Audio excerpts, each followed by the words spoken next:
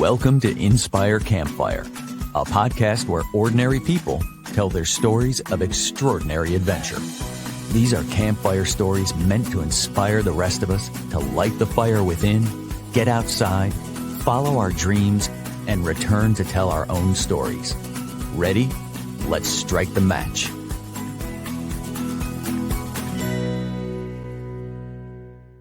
Welcome to the show. I'm your host, Scott Wurzbacher, and today we are voyaging into perseverance, adversity, and grit.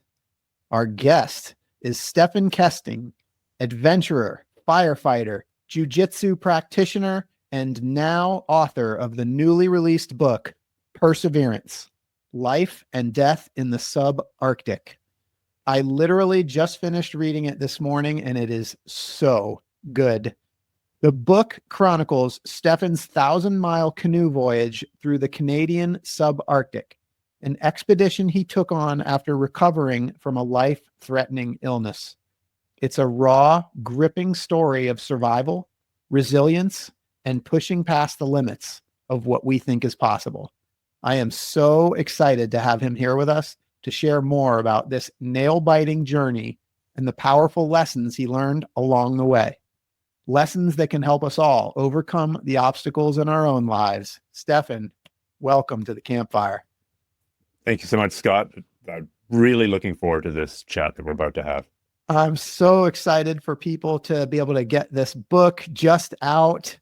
It's so good. Stephan, let's go right in. I mean, here it is. It's beautiful, by the way. Beautiful cover, beautiful book design, and it's just such a great story. Tell us about this book. What is this book about? Well, in about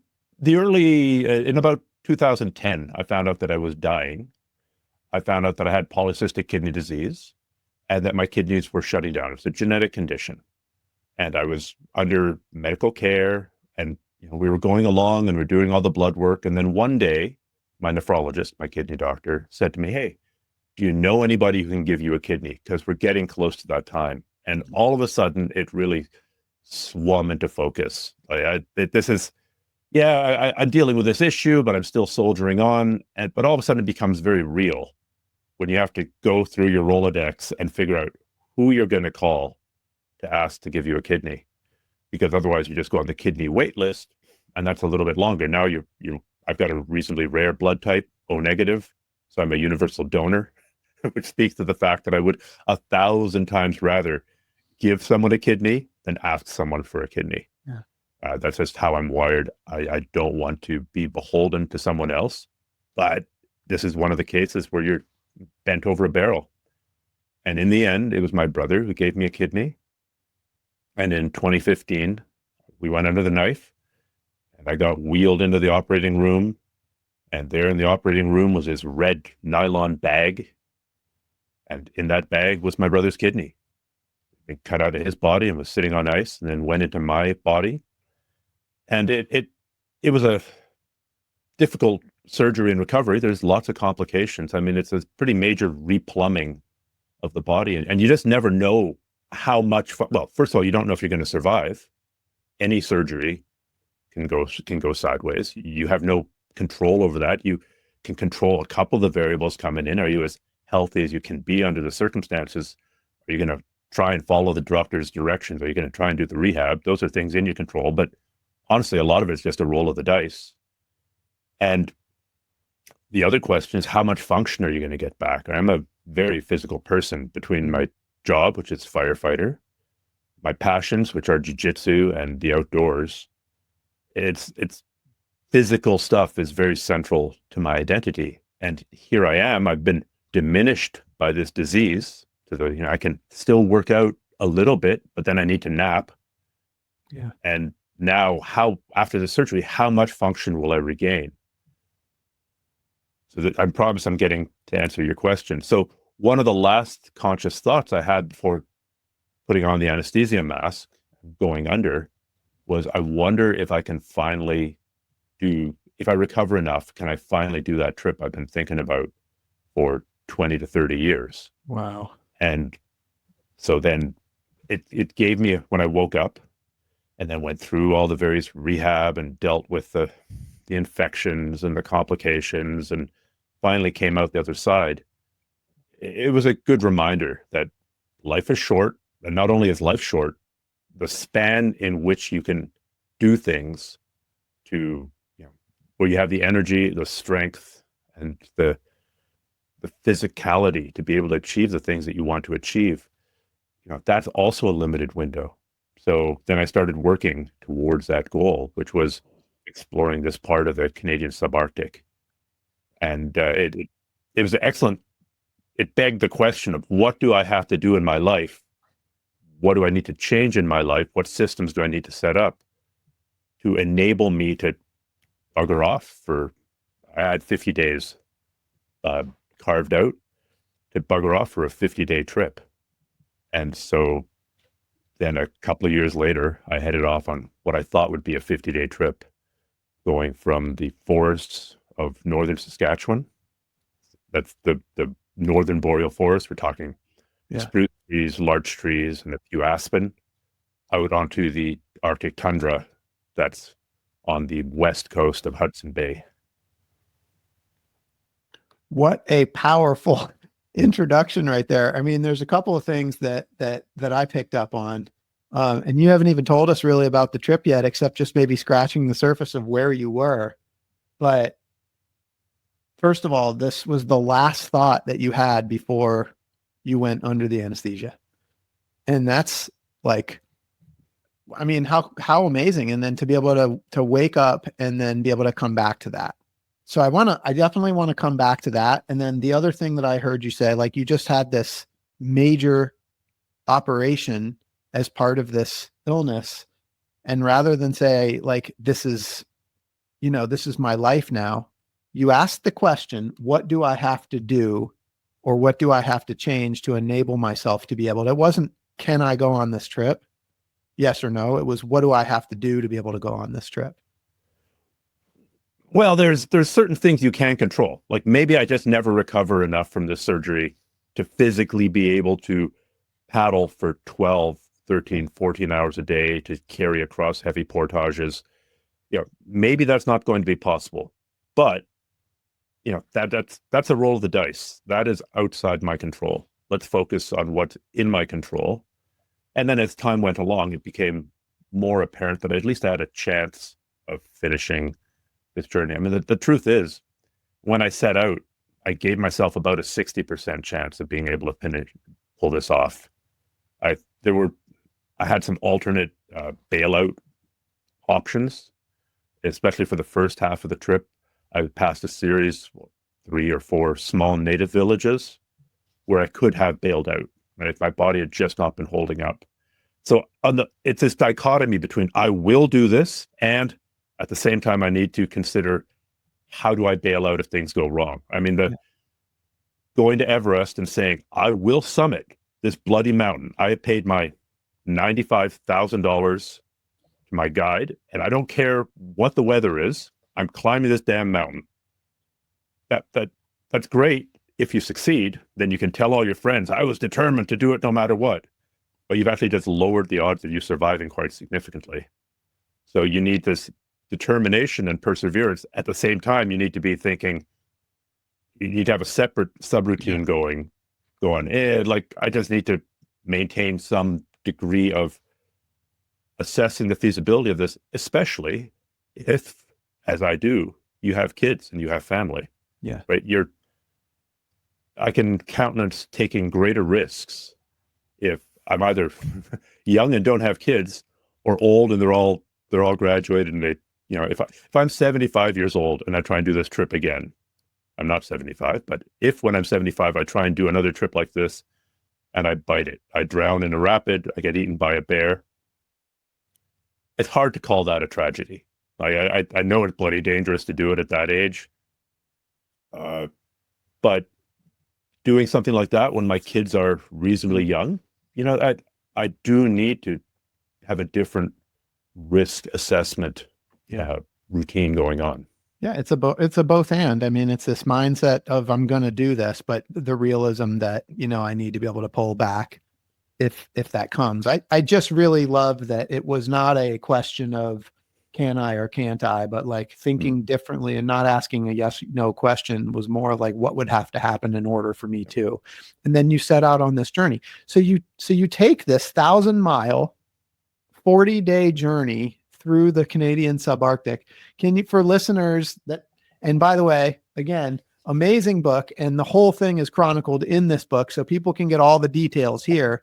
But could you kind of, for those that haven't read the book yet, it just came out. Can you kind of give us a little bit of a synopsis of this journey that you took? Of course. So this region of Canada is on the Canadian Shield. So that would be, if you think of the terrain in, let me see if I can get the pronunciation right, Minnesota.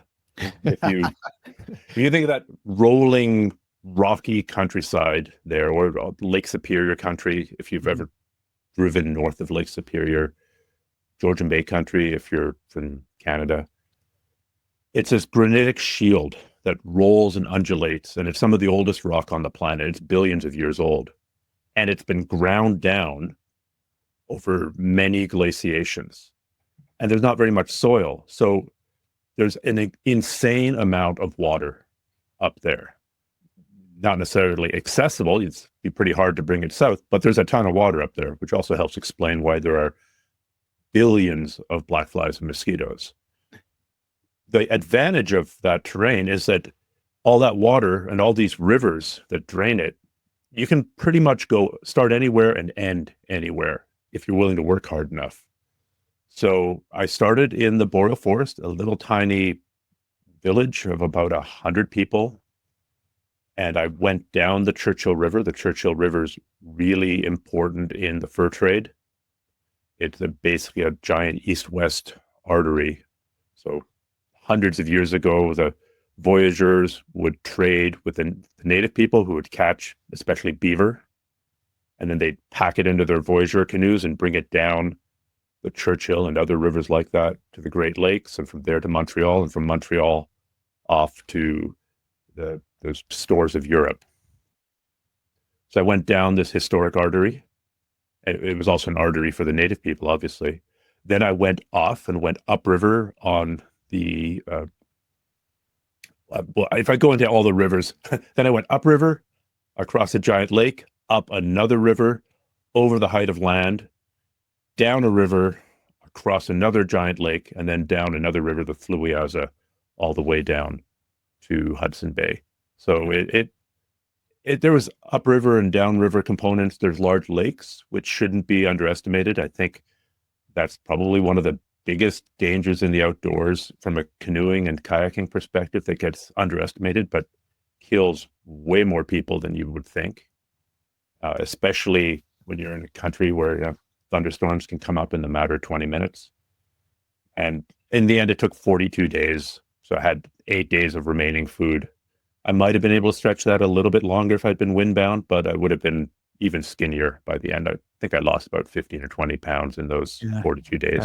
That's crazy. So can you talk a little bit about the equipment that you had, and, Sure. What were you completely self-sustained for the entire 40 days? Were you able to restock along the way? The answer is I was completely self-sustained. Now, when I went into a little native village, I would go into the store and buy some food. Just, who doesn't want ice cream or brownies? Right. Just something different. And at that point, you're burning easily 5,000 calories a day. So you can eat anything you want. And it's not really a question of, is this healthy? Is this calorie dense enough to keep me going and to stem off some of that inevitable weight loss that's going to happen? So while I did cheat and come out of these, it's at least two of those native villages with food, if the stores had been closed, I would have been able to keep going. So 50 days of food is quite a lot. Yeah. It works out to just over 200 pounds just in the food. In addition to that, I had clothing, I had repair kits, I had medical kits, cooking equipment. I took a Hilleberg tent. So those are tents from Scandinavia that are really pretty bomb-proof. I had a canoe kayak hybrid. It looks a little bit like a sea kayak with a top cut off, so it's a little bit easier to store gear in it. So that was my compromise. There is no one perfect boat. The boat that you want to be paddling in the middle of big whitewater is different from the boat that you want to be paddling in the middle of little technical whitewater. Is different from the boat you want to be paddling on in big waves on the lake. So this was my compromise. It was 17 foot 6 inches long, pretty narrow. I could paddle it either with a canoe paddle, so that's one handle, one blade, or a kayak paddle, a long shaft with a blade at either end. I figured that alternating between those two paddling modalities would wear out different body parts. So if I ended up with tendinitis or some other repetitive strain injury, that I'd be able to at least try a different kind of paddle. It'd be like switching between cycling and running to get across the country. If you end up with some kind of horrible overuse injury from running, maybe you can cycle for a while. Yeah. Oh man. So obviously we're camping along the way. This is virtually a solo journey. You did interact with some people along the way. We'll talk about some of those stories. Like for me, reading the book was really fun. I think I might have shared with you the first time that you and I spoke before we started talking on the podcast, that this podcast was actually, you could say it was born in the boundary waters of Minnesota. Mm-hmm. So further south from where you were, but similar kind of country, right? Mm-hmm. Yeah, it's definitely, it's in the boreal forest. Yeah. The composition of the exact species will be a little bit different, but it is that kind of, I mean, if you look at a map of the boundary waters or Quetico, it looks like an abstract painting. There's all these blue blotches of lakes, and it gets even crazier as you go further north. There's areas up there where it, especially once you drag glaciers across that, you kind of carve grooves into the landscape. It looks like it's been clawed mostly in one direction by this giant animal. So hopefully your trip is taking you along the grooves and not perpendicular to the grooves, because then you've got a lot of those humps to cross. That can be a lot of work at times. Yeah, it's so good though. It's like, it just gives me, I felt like I was with you the whole time. Like the writing, you feel like you're right there with you, kind of experiencing what you were experiencing along the way. And having been up there, I mean, the black flies and the weather and, just the book itself is so full of adversity and, very clear why you call it perseverance, right? The book is absolutely about your perseverance. But I wonder if for listeners, if you could just maybe share some of the adversities, whether it was weather, wildlife, wildfires. I mean, the book has it all. Maybe would you share one or two stories with us? Sure. I'll say one very difficult aspect of traveling the way I did cross country is traveling upriver. Traveling upriver, especially when the water is high, inevitably means you're going to get wet and be cold for a lot of the day, and you're operating in a pretty marginal environment. There are all kinds of different techniques for making your way up a river. Sometimes you can paddle up it. Sometimes you can stand in your boat and pull. That's the only modality I didn't use because my boat wasn't really well adapted for. I would prefer to be in a different kind of canoe if I was poling upriver. Okay. There's tracking where you tie ropes to the front and back, and you pull it. Angle the boat slightly out into the current, so when you walk up, there's sideways pressure pulling it out into the river. So that's an art. Now you're juggling the front rope and the back rope and trying not to break an ankle, but you got to splash through the water. So again, you get wet. The wading, there's inevitably lots of wading. So you're knee deep, hip deep, chest deep in water.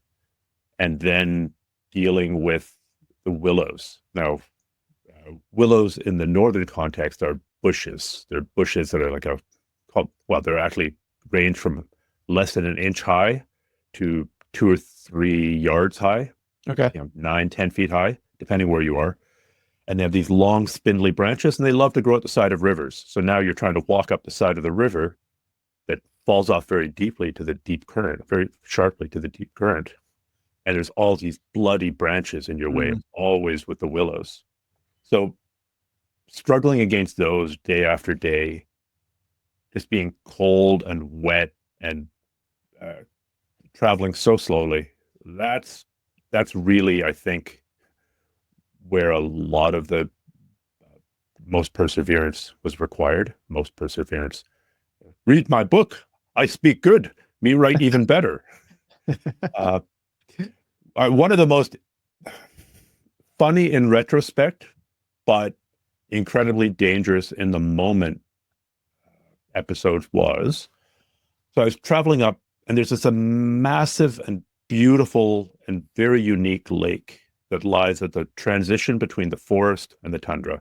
It's about 100 miles long. The southern part of it is in the trees, and the northern part is out on the tundra. As you paddle up through it, you go through that ecotone, through that transition. And it's a fascinating process to watch and to travel through. And right at that transition point, there's a lodge, and that it's an old fishing lodge. And I knew it was somewhere on the lake, but I'd never managed to find the location. I'd tried to email them, I'd tried to phone them, just to have some contact there. Yeah. Again, to create another bailout point if things had gone wrong, or possibly to fly supplies into if I really needed them. But they never got back to me, and it turned out it had gone bankrupt. So when I finally stumbled upon this, it's this beautiful lodge, this giant building on a ridge overlooking the lake with a whole bunch of little cabins. And I paddled up to it, and it looked like it had been hit by a neutron bomb or the zombie apocalypse. Wow. Everything had just been abandoned where it was and left in place. So we're talking boat motors, we're talking workshops, buildings. And it just, as it turns out, they'd gone out of business in the middle of the season, and they had to shut it down. There is somebody trying to rebuild this lodge system right now, and I'm not a fisherman very much. I'm not a hunter very much, but if you were one of those things, man, that lodge would be something to visit. So I just pull up there on the shore. There's a bunch of abandoned boats on the shore. The dock is kind of falling into the water, but I just want to poke around a little bit. It's too early in the day to stop, but I'm just going to poke around. So I step out, start looking around, and I'm studying the ground because I don't want to stumble upon a bear. This is right in the zone where there could be black bear or tundra grizzly. When I say grizzly, brown bear, it's all grizzly, brown bear, Kodiaks. That's all one species of bear. And I start wandering up through this complex, and there's a couple really old bear tracks, so nothing to worry about, nothing fresh. And I foolishly didn't bring my bear spray, and I didn't bring my 12 gauge. I'm just poking around. I'm just doing a quick look.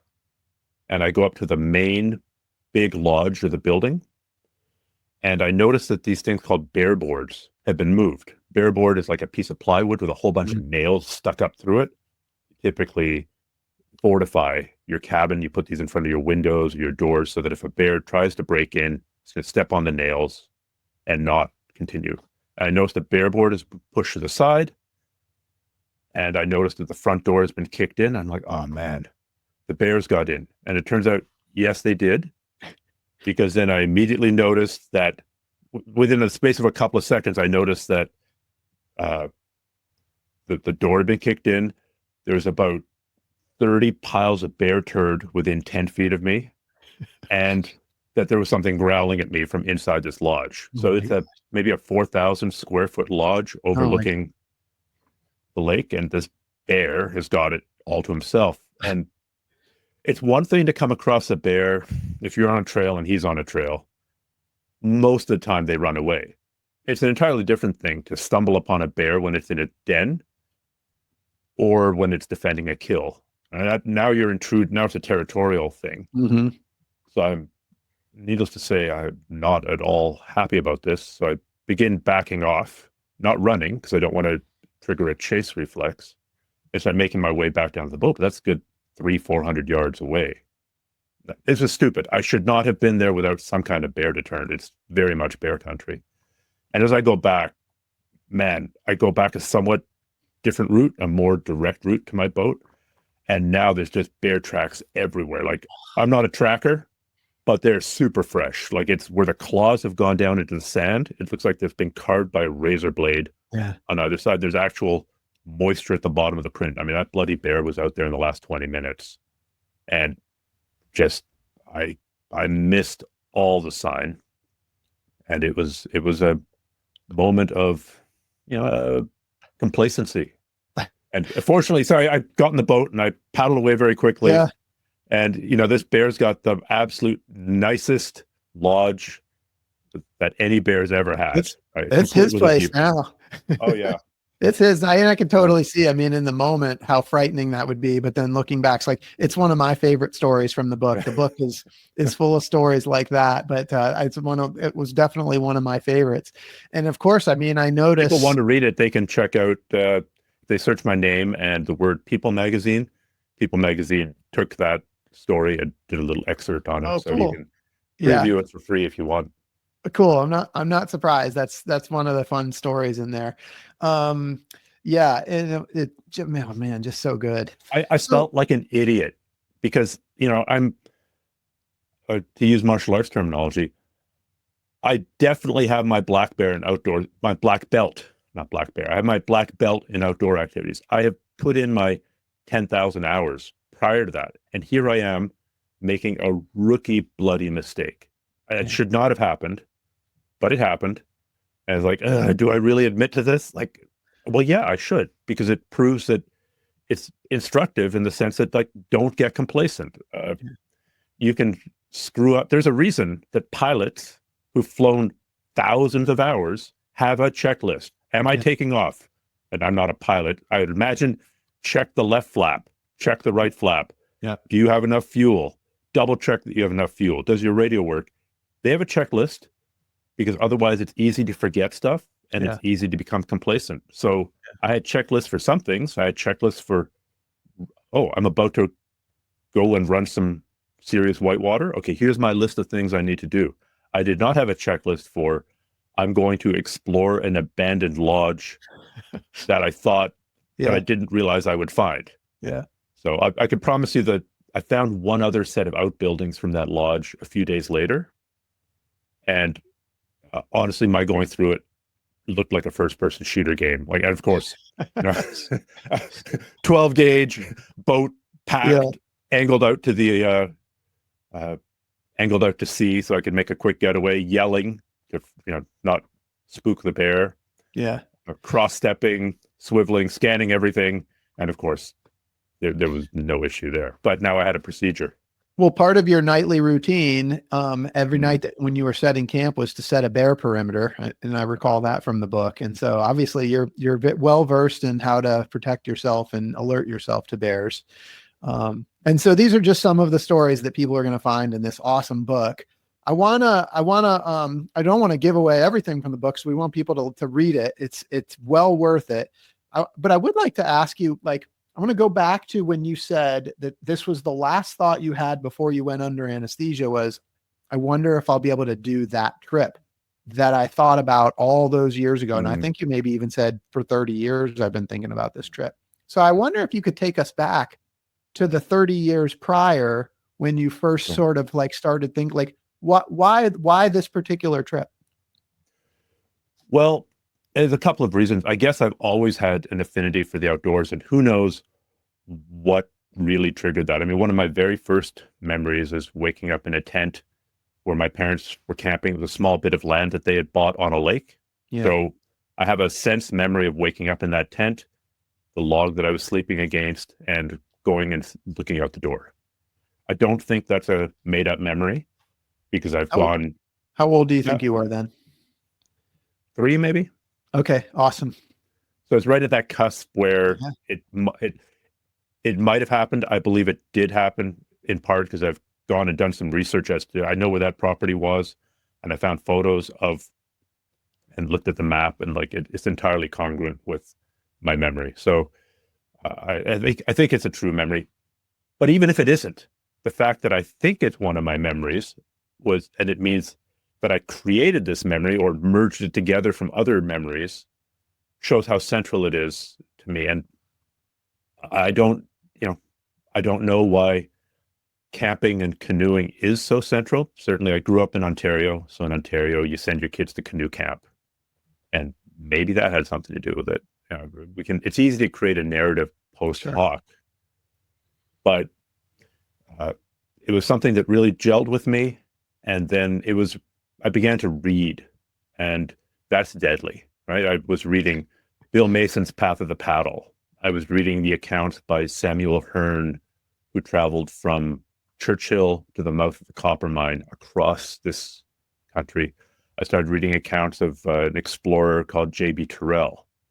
I started reading P.G. Downs. Later, I would read books by Oberholzer, talking about traveling in this incredibly unique area, right? It is the land of little sticks. It's that transition between forest and tundra. And in my early 20s, I planned a long solo trip to commemorate graduating from university, and also to process. I didn't think of it this way at the time, but to process the death of a brother. Okay. And so what did I do? I ran to the wilderness to do, to create time to grieve and to create time to process it, and to ultimately, although it wasn't explicitly thought of at the time, to heal.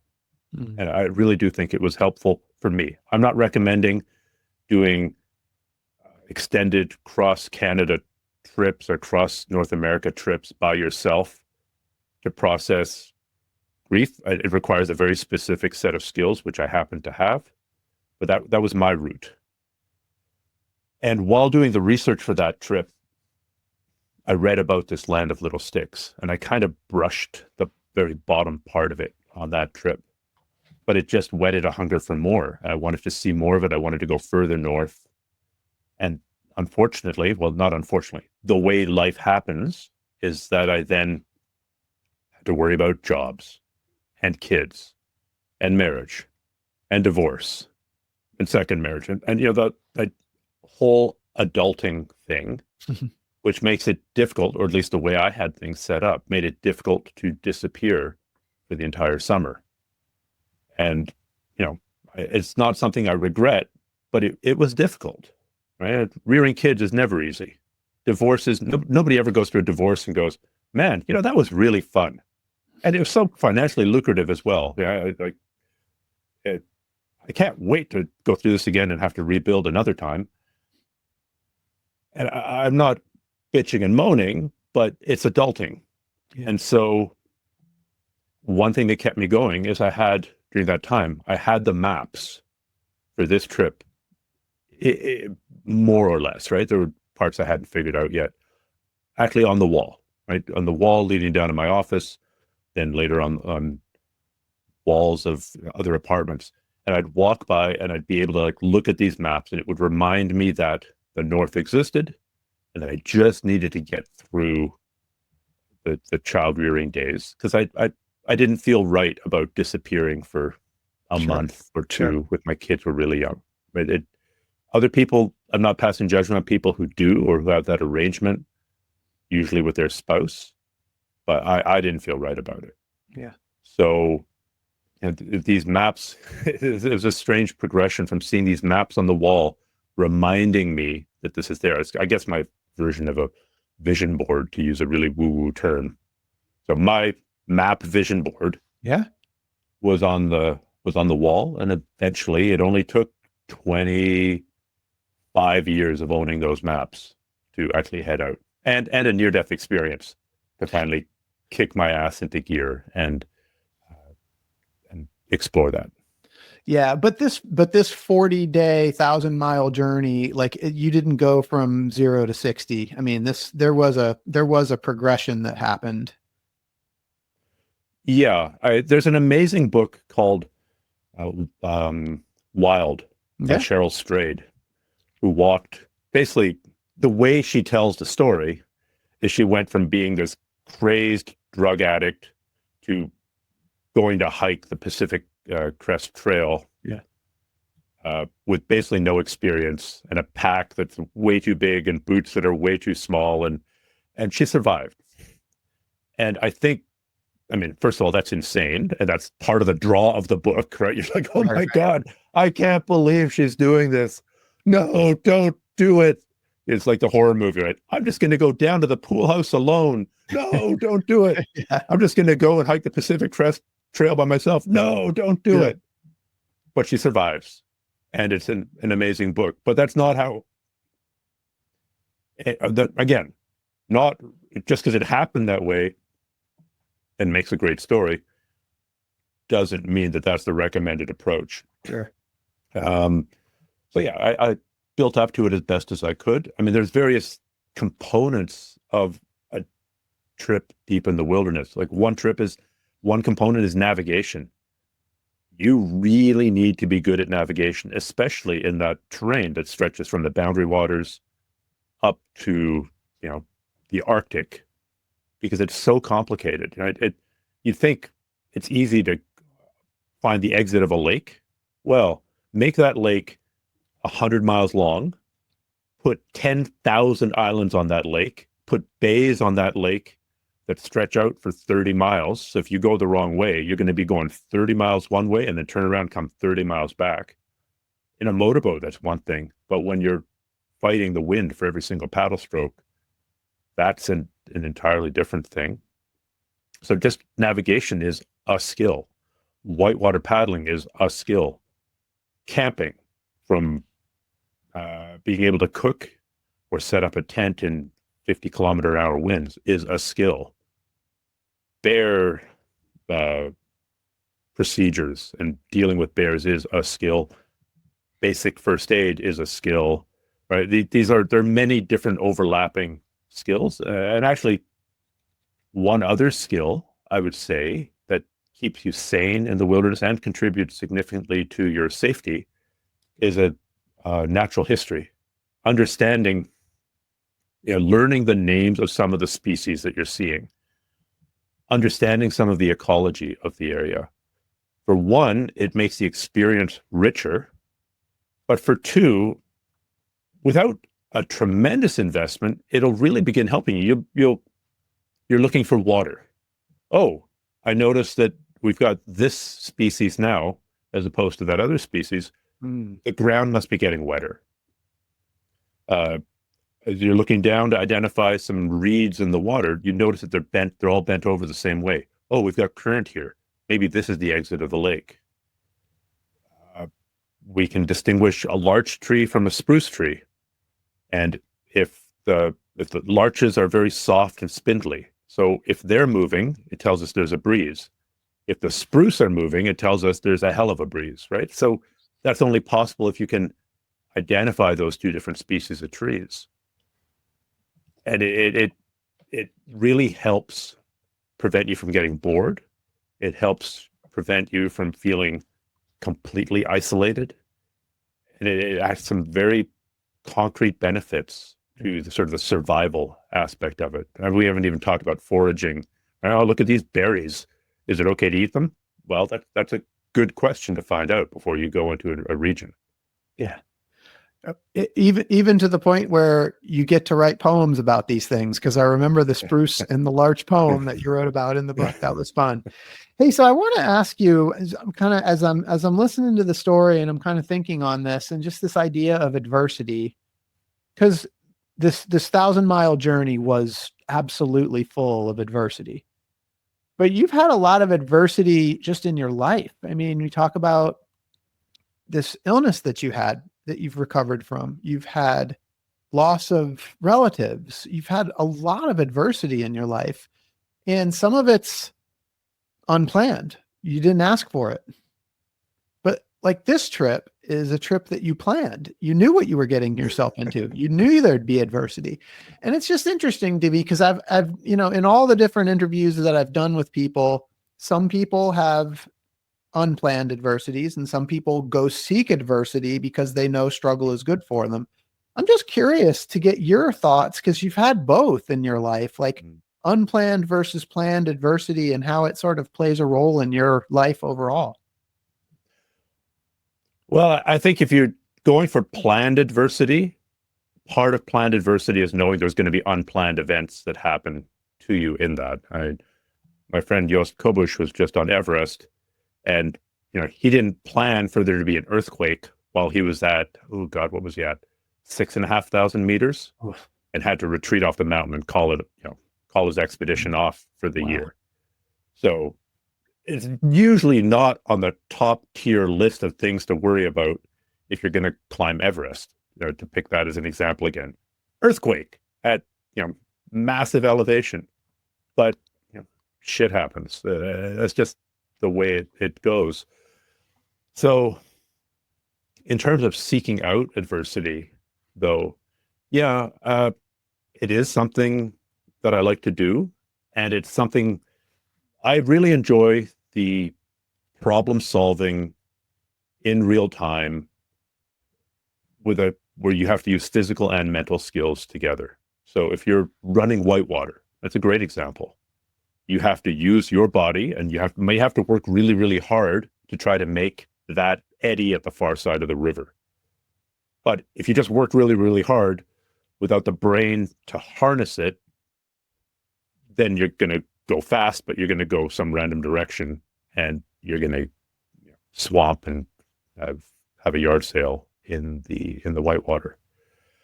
It's not really that different from deliberately doing something like jiu-jitsu, right? Which I really enjoy doing. I know you do taekwondo. And again, that's kind of using physical and mental together.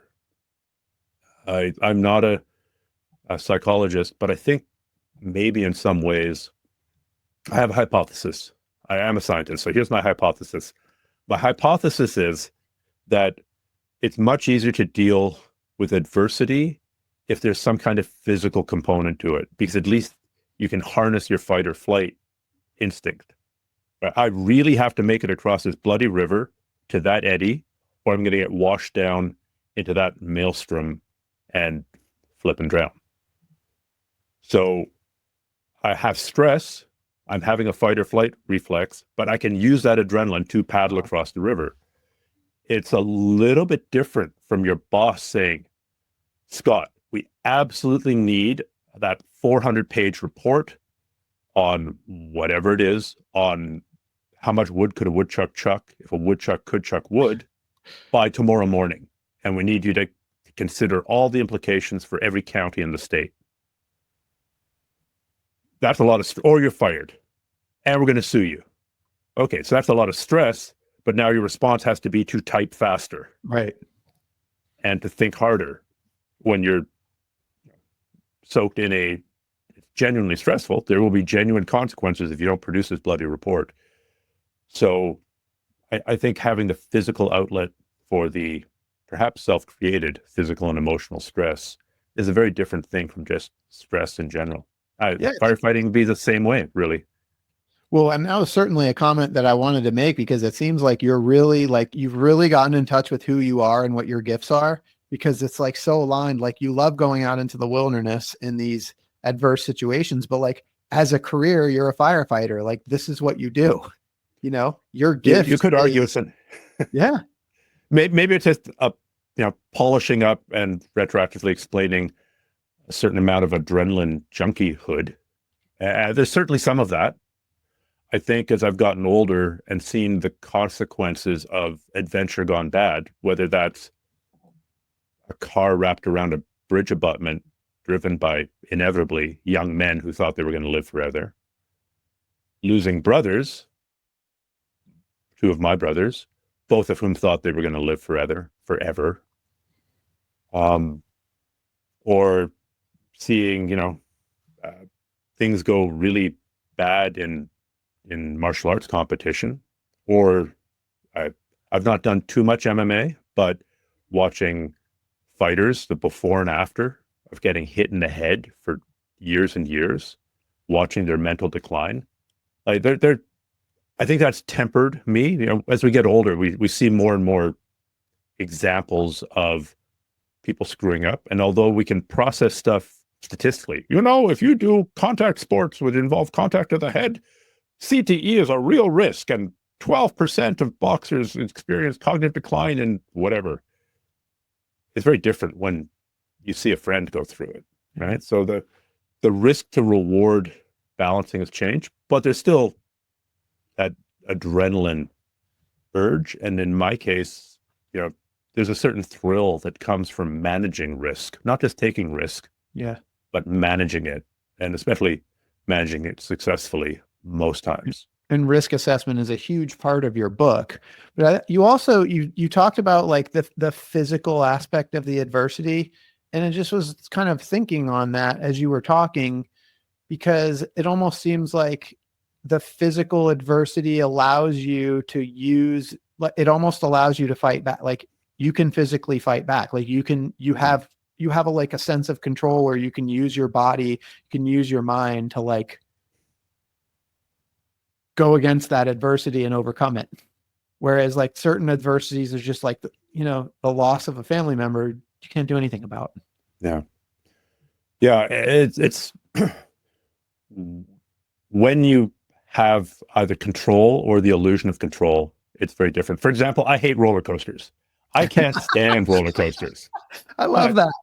But if you put a wheel, say you put a little wheel it makes so much sense on the roller coaster front, and you allowed me to think that I'm driving the roller coaster, I'd probably love it. Ooh, look at me, I'm controlling it. Yeah. No, you're not. It makes so much sense. I love it. Hey, so I want to pivot for a minute because again, like perseverance, like weather, wildlife, wildfires. We didn't even get into that. That's in the book. People are going to get that. But I'm curious, like as you're out there, a couple of things. Like number one, you're out there for 40 days all by yourself, and I'm just curious, like if there were moments of like peace and stillness and awe that you experienced. Yes, absolutely. And it honestly doesn't take very much of that to be hooked for life.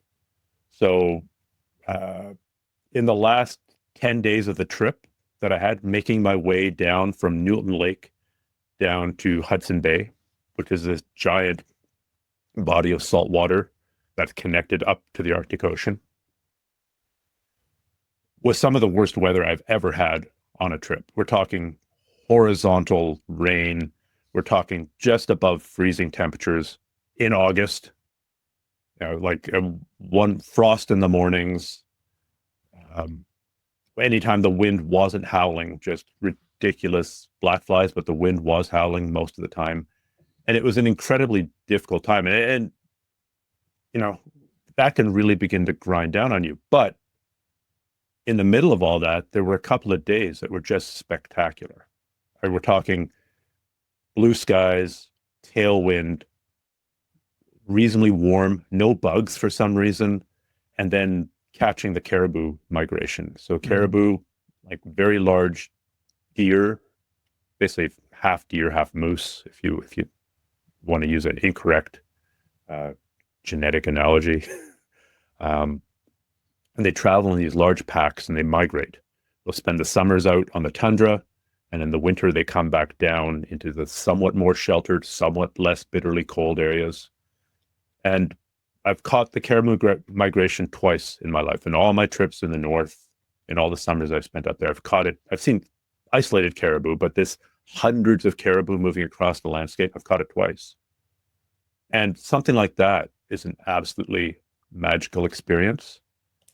I think and that's something that as you're going through it, you're actively trying to engrave it into your memory. You're like telling your synapses to form, make this a permanent memory, because someday when you're old and broken, you want to be able to like look back at a picture from that day and go, oh yeah, I remember that day. There were certainly other moments of, even something as simple as figuring out a way to get through a rapid or around a rapid without having to go through the giant rigmarole of having to unpack your entire bloody boat and carry it through really, really difficult terrain. It kind of makes you feel like you've pulled one over on the situation. It's again what it is. It's satisfaction with problem solving, right? There was when my crew in the fire department goes to a fire and we do a good job and we save the building or we save the dog or whatever it is, and none of us get hurt, there's this amazing boost in morale, right? Because it's team building. It's working together as a team in the face of adversity, which always helps bond a team. But it's also, hey, we figured it out. We solved that problem.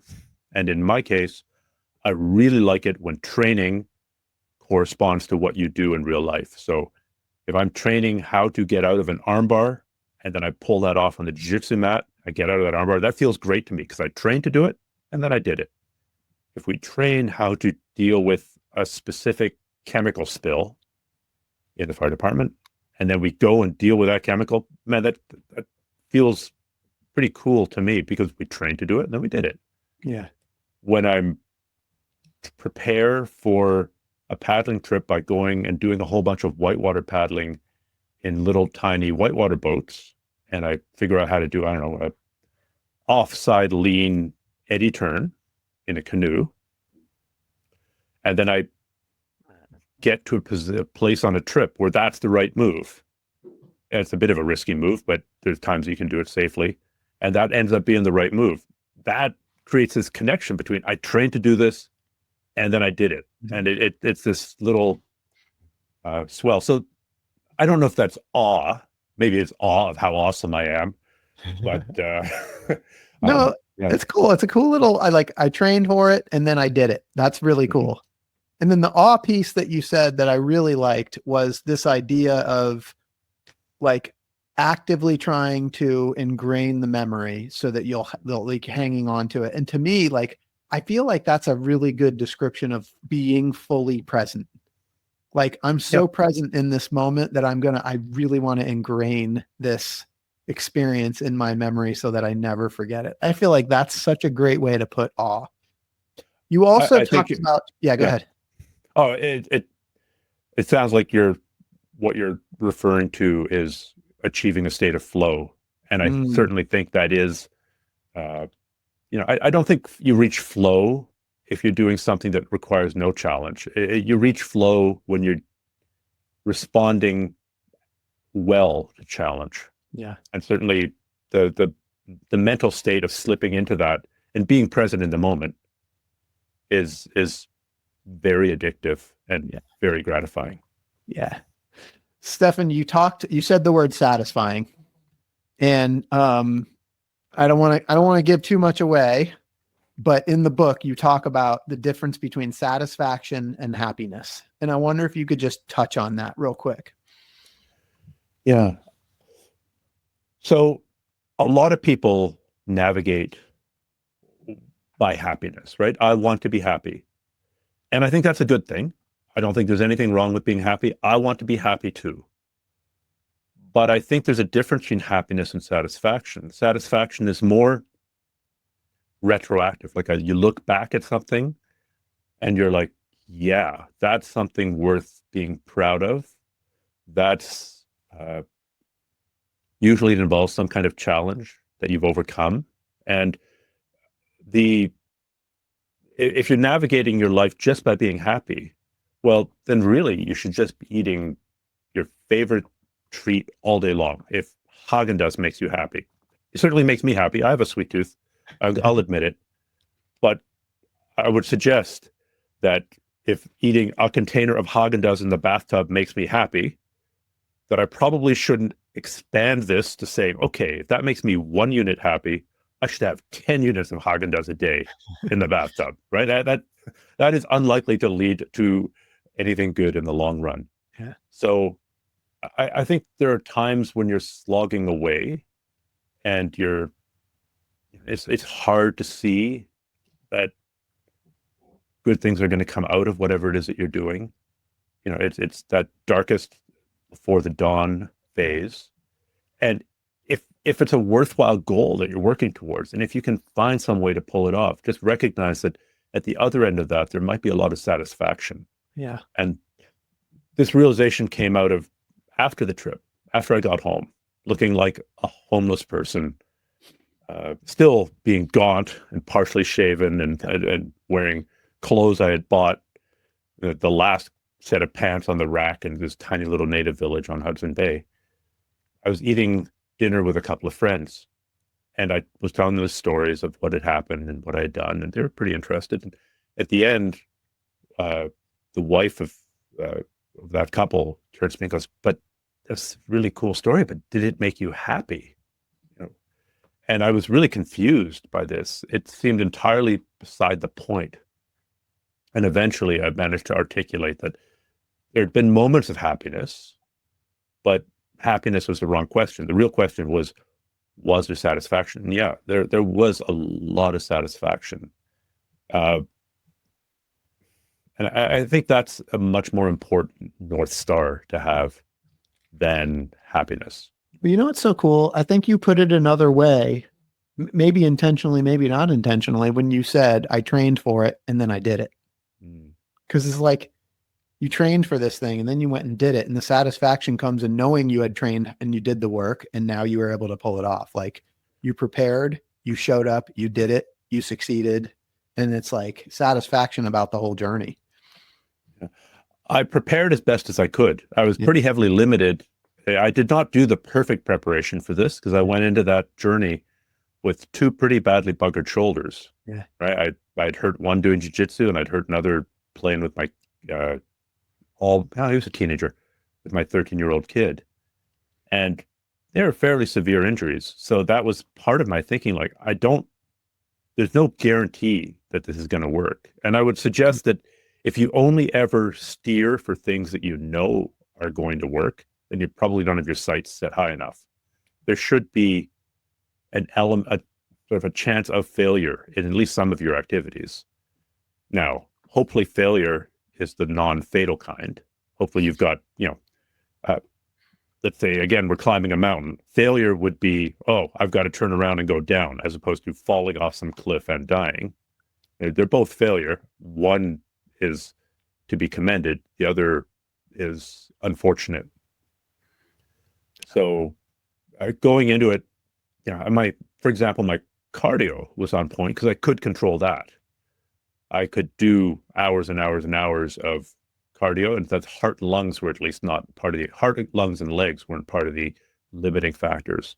Yeah. But that trip also taught me a lot about physical preparation for activities, and I put a lot of those lessons to work. I've done a few expeditions since, and I really learned a lot about how to do that more efficiently and more effectively. Yeah. It's such a great story. So many lessons. I really appreciate you sharing all this. The book, Perseverance. Stephan, what do you most want people to take away from this book? I have to preface it by saying my path is not your path. My path to dealing with loss, my path to dealing with grief, and ultimately then my path to dealing with my own near mortality took me into the subarctic. But again, that's an area that had special meaning for me. Mm-hmm.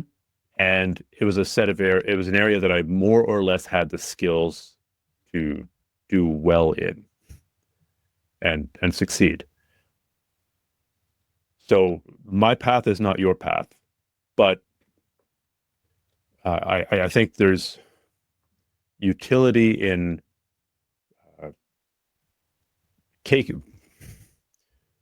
I've dealt with a fair amount of death, both in my own family, my siblings, my own brush with death, and my time as a firefighter. Right? I see all kinds of misadventure and disaster. And they are tragedies. It's undeniable. I don't mean to minimize it in any way. But when something like that happens, or you witness something like that, it's also a gift. It's a reminder that life is short. Every person that you know who passes away or has a brush with death is giving you a gift, and they're like, hey, dum-dum, life is short. You don't know how many days you have left. Are you going to die at 80? Hopefully. Are you going to die tomorrow? You don't know. So it's a memento mori, this idea of remember you're going to die. And if you can reframe those tragedies around you as a gift, a tragic gift, but a gift, and use that to kick you in your ass to go and do the things that you or achieve the things you've always wanted to achieve anyway. I think it's a way to reframe an issue. Maybe it'll take you into the distant Canadian North with 1 billion of your best black fly friends. Or maybe it'll take you on the Camino de Santiago. Or maybe it'll take you to, I don't know, go visit the churches carved into the rock in Cappadocia, or whatever it is. I tend to use outdoor examples because that's where my brain is. But if your life dream is to, I don't know, I'm going to pick something, to do Fashion Week in Paris, to pick a ludicrous example. Please tell me there's a Fashion Week in Paris. I'm pretty sure that Paris is I don't know, but okay. I'm tracking with you. I'm loving the story.